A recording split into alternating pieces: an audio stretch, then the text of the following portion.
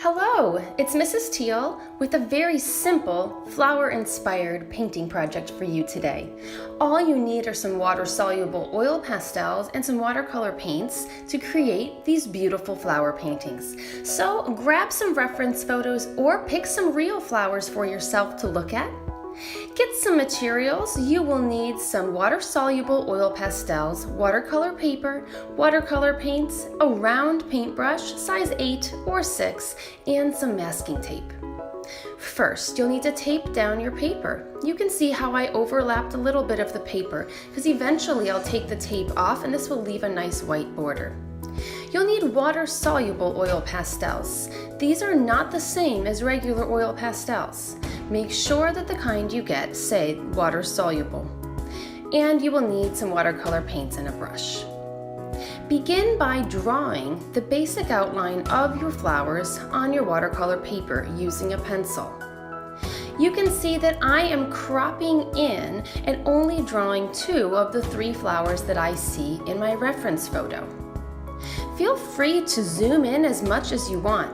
If you are interested in a really zoomed in look, check out artist Georgia O'Keeffe and see what she does with her flower paintings. She really zooms in. Next, using the water-soluble oil pastels, I outline and color the darkest areas. I start just with a purple oil pastel, and I use the purple mostly in the inside area where I see the darkest color.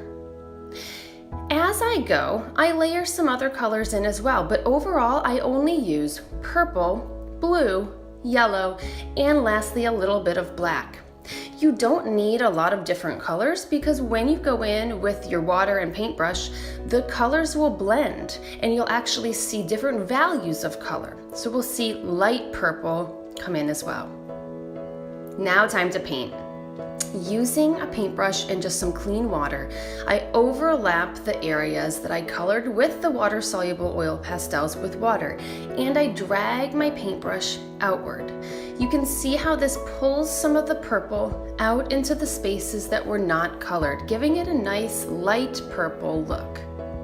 This is great because my flowers in the reference photo are all different shades of purple. I see some light purple and I see dark purple in the flower petals. I continue to work with the water until I'm happy with the way the flower petals appear. If I feel like I need more contrast, I pick up my oil pastels and add a little bit more color. You can work with the oil pastels on top of wet paper as well. Here I add a little bit of black for some extra contrast in the center. By the way, if you need more information about what products I'm using, check out the description of this video. I'll have links to all the products that I'm using right now. Next, I paint the background. I use just green and black watercolor paint and let the colors blend.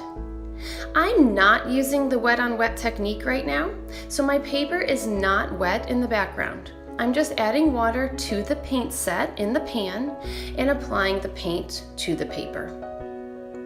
As I paint on the black, it mixes with the green, and I just let the colors flow because in the reference photo that I'm looking at, I don't really see definition between separate leaves. I just see an overall dark green and black background, and I like the way that that blurred effect looks so that you really see the flowers more emphasized. A dark background contrasts with the lightness of the flowers as well. Because we used oil pastels for the flowers, a lot of the paper still shows through. And I think that, again, that is a good thing to give more emphasis to those beautiful flowers. Now, when you're all finished and your painting is dry, you're going to remove the masking tape. Remove the masking tape at an angle. This will help your paper not to tear. Of course, when you're finished, you'll want to sign your work, and hopefully you'll have something that you feel very proud of. I did this project with some students in my after-school art club, and these young 11, 12, and 13-year-olds were able to accomplish so much in a short time using this simple technique. These pictures here are some of their work, and I'm confident that anyone at any age can create beautiful flower drawings and paintings using these techniques. So give it a go yourself and let me know what you think by leaving a comment in the comment section.